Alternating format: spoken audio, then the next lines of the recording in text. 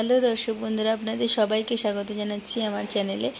আশা করছি আপনারা সবাই খুব ভালো আছেন, আমিও খুব ভালো আছি। তো আজকে খুব সকাল সকাল উঠে পড়েছি এক জায়গায় যাব বলে। তো দেখছি বৃষ্টি হচ্ছে খুব।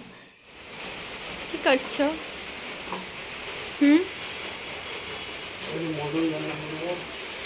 তুমি করবা?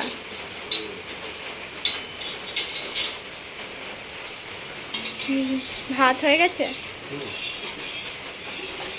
কে করলো? তুমি করলে?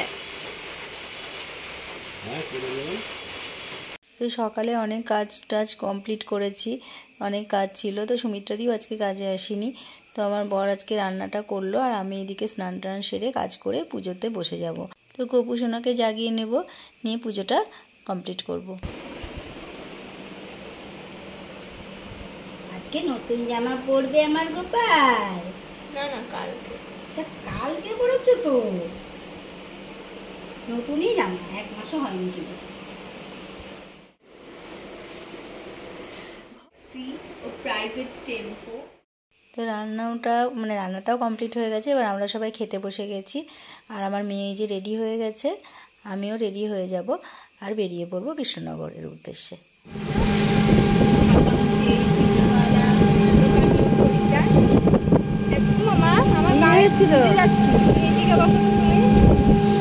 আমি আর আমার মেয়ে একটা বিশেষ কারণে কৃষ্ণনগর যাচ্ছি। তো পুরো ভিডিওটা দেখতে থাকুন, তাহলেই বুঝতে পারবেন যে আমরা কী কারণে কৃষ্ণনগর যাচ্ছি।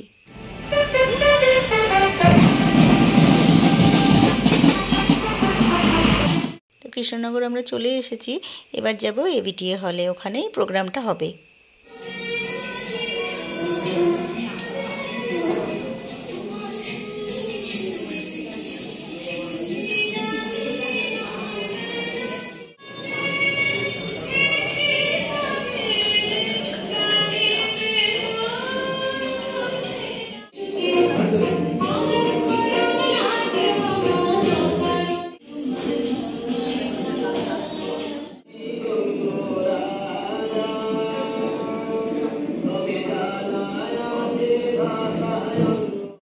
এতক্ষণ নিচে ছিলাম, কারণ ওপরে আসতে দিচ্ছিল না। তিনতলায় আমার মেয়ের আবৃত্তির কম্পিটিশানটা তিনতলায় হচ্ছিল, আর আমরা নিচে নাচের যে কম্পিটিশান সেটাই দেখছিলাম।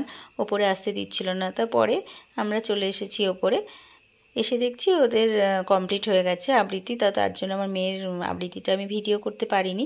তো লাস্টে দেখতে পারবেন আমার মেয়ে কোনো পজিশানে আছে নাকি, পুরো ভিডিওটা দেখলেই বুঝতে পারবেন।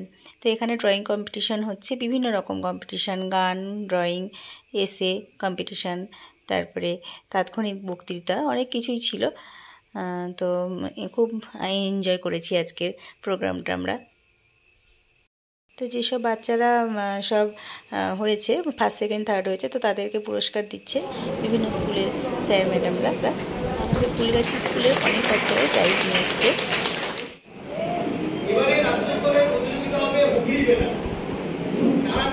তো আমার মেয়ে শেষে দেখলাম যখন রেজাল্টটা আউট হয়, তখন আমার মেয়ে থার্ড পজিশন ছিল। তো এটা আমার কাছে অনেক, কেননা ও কোনোদিনও আবৃত্তি শেখেনি। অপর্ণাতে ওদের মাস্টারমশাই ছিলেন প্রথম থেকে, কিন্তু বাবা অসুস্থতার জন্য একটু আগে এগিয়ে যেতে হয়েছে। সঞ্জীবন হালদার, যাই হোক, অপর্ণাতে পুরস্কার তুলে দেবে নবেন গোপাল সরকার অপর্ণার হাতে পুরস্কার তুলে দেবে।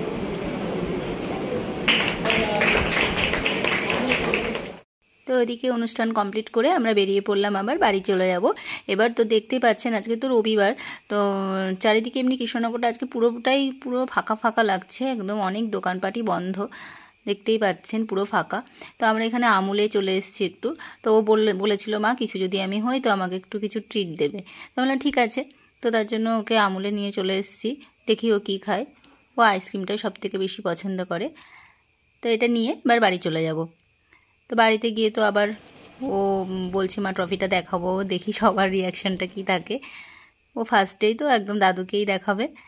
আর আমাদের এখানে সন্ধেবেলা এরপরে সব মিটে গেল। এবার আমরা খাওয়া দাওয়া করে একটু রেস্ট নিয়ে নিয়েছিলাম।